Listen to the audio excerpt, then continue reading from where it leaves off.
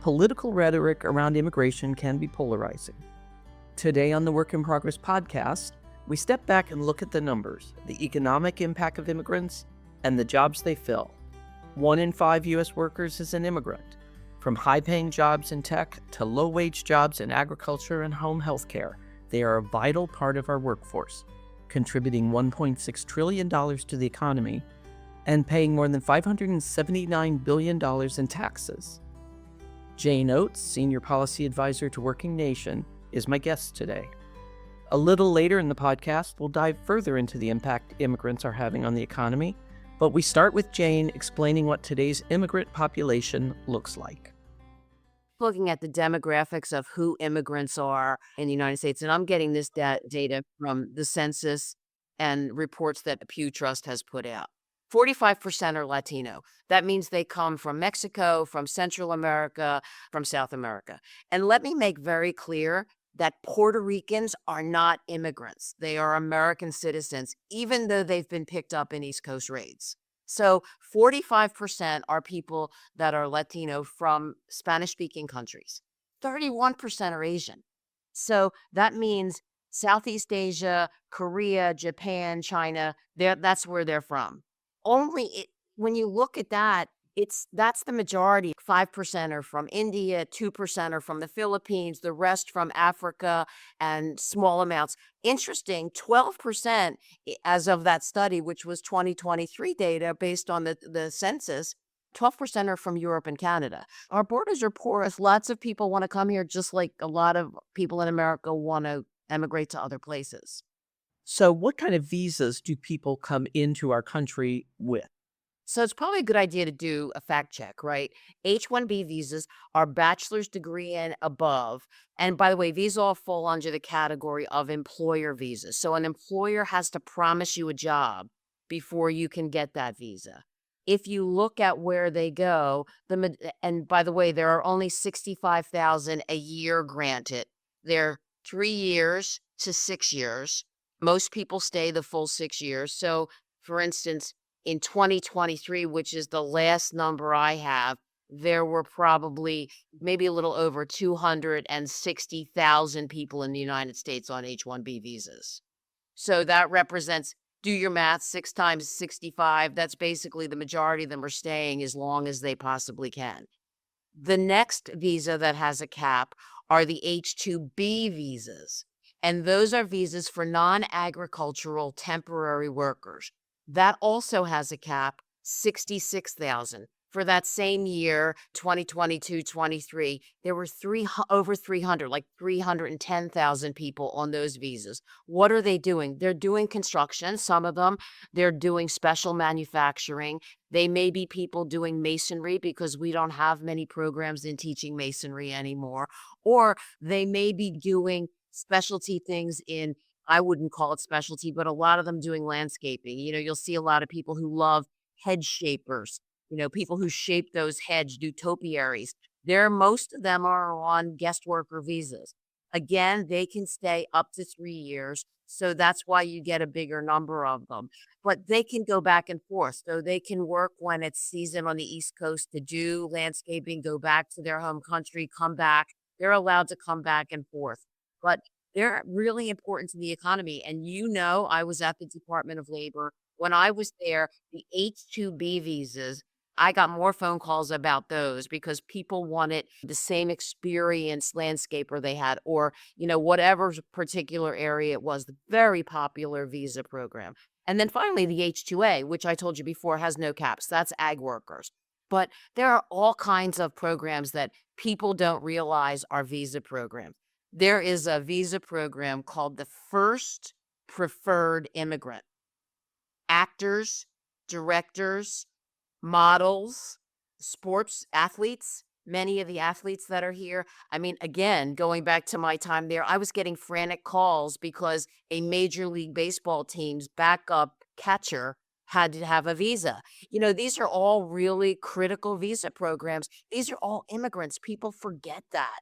And then when you look at H-1B visa holders are allowed to bring their families. They're allowed to bring their spouse or partner, and they're allowed to bring any children under the age of 21. So that adds to the number of immigrants that are here. But again, this country cannot operate without the talent that these people bring in, whether it's the people I talked about doing landscaping or whether it's engineers and physicists. And don't forget the cap that I told you for H-1B, you can break that cap for higher ed.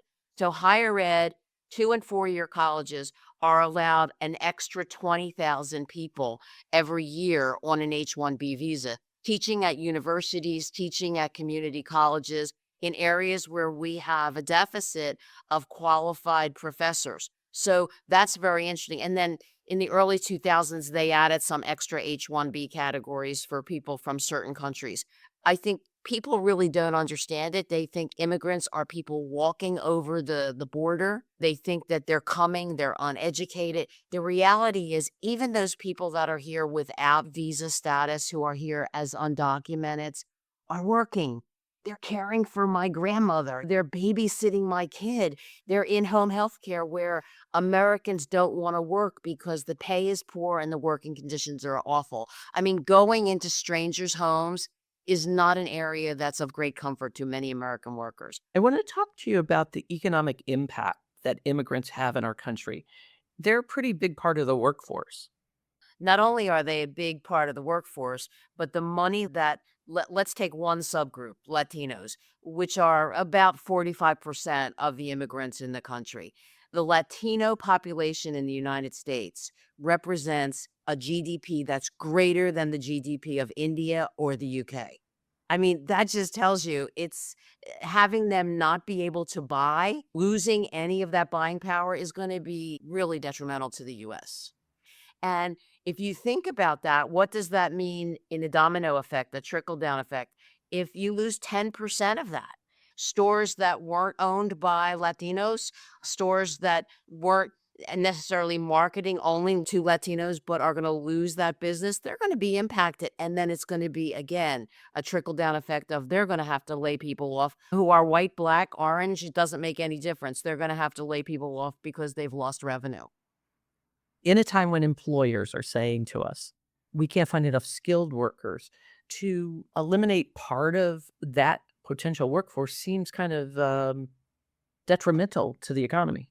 Yeah, short-sighted at the very least, right? I mean, as we look at talent, so many people, when you talk to them about, again, specifically Latino immigrants, they think they're farm workers. Not true at all. Farm workers are here on a special visa that has no cap.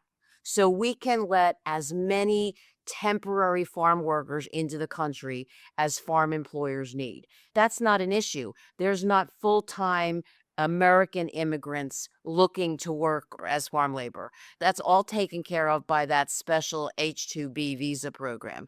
If you look at the real industries that are going to be impacted by a loss of people who have been working on an EIN, they don't have a green card, they're paying into Medicare, they're paying into Social Security. If you look at where they are, they're in food processing. So in the plants that process meat products or, make your applesauce, in the plants that are doing all those kinds of things, they're overrepresented there because Americans who are non-immigrants don't take those jobs. They're represented heavily in construction. And when you look at you're based in Los Angeles, Ramona, so you know firsthand the devastation of the fires. Who's going to rebuild those homes? Who's going to rebuild those businesses? I mean, people in every state will complain about how hard it is to get somebody to even do home improvements.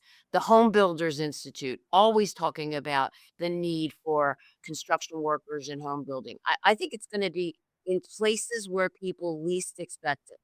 It's no good if we can still grow crops if you can't get them ready and packaged to go to market. And you've referenced this, that a lot of the meat packing plants are immigrants. So that really points to the fact that when we talk about immigrants, they are all over our country. They're in our urban areas and they're in our rural areas. So it's not just the southern border of Texas or California, but they're all over our country. They're a part of our fabric. Absolutely. I mean, immigrants are us. The only people who aren't immigrants in this country are Native Americans. And the fact that all of a sudden we're questioning their economic impact, their worth, is astounding to me because if you look, for instance, every month when BLS puts out the job numbers, they talk about labor market participation. Latino labor market participation is 80%. The general average for the whole population is 62.5%. Latinos are working. Asians are working. It's very interesting that we're saying they're taking jobs. Before you can apply for a visa, whether H-1B, H-2B, H-2A, it doesn't matter. You have to demonstrate that you have advertised locally for local talent. And every employer will tell you they cannot get people to pick fruit, to pack fruit. They can't get them to mow lawns, to pick apples. You can talk to employer after employer, and they'll say, I tried to get local talent. I'd like to do that. I can't. So these are the people that are, you could say the backbone of our country. For me, they're the cereal bowl of our country. They're everything. They are working. And again, they are paying taxes and they are not eligible for many of the government programs that people think that they're on the dole, that they're taking food stamps, that they're getting TANF. They're not. They can't get it. And the last thing they're going to do if they're undocumented is go to a federal office and try to get something because they'll be afraid of being deported. Not in this administration, in any administration. They like to lay low. Speaking of business and economic impact, a study from the Stanford Latino Entrepreneurship Initiative each year shows that Latino women are starting businesses faster than any other group.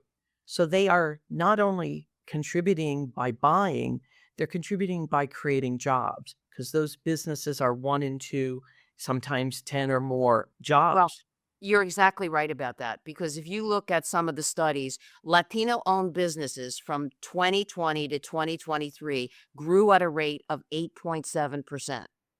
Businesses writ large across the country grew at 5.6%.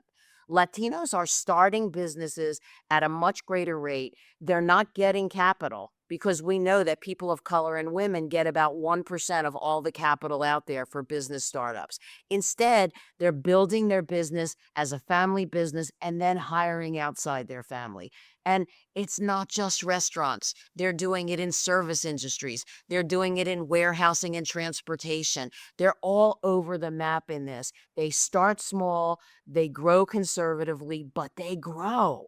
And they're hiring people. And you know what? They're not just hiring Latinos. They're hiring any talent in their region. I think it's such a misperception that they're takers, they're givers, they're builders. And if we don't see that, if we don't recognize that, especially as they grow, they are 19% of the population right now, projected to be about 24% of the population by 2030. I mean, do the math. If we don't respect this subgroup of our population and we don't encourage them and assist them, we're going to be in big trouble. Jane, thank you very much. My pleasure, Ramona, anytime. I've been speaking with Jane Oates, Senior Policy Advisor to WorkingNation.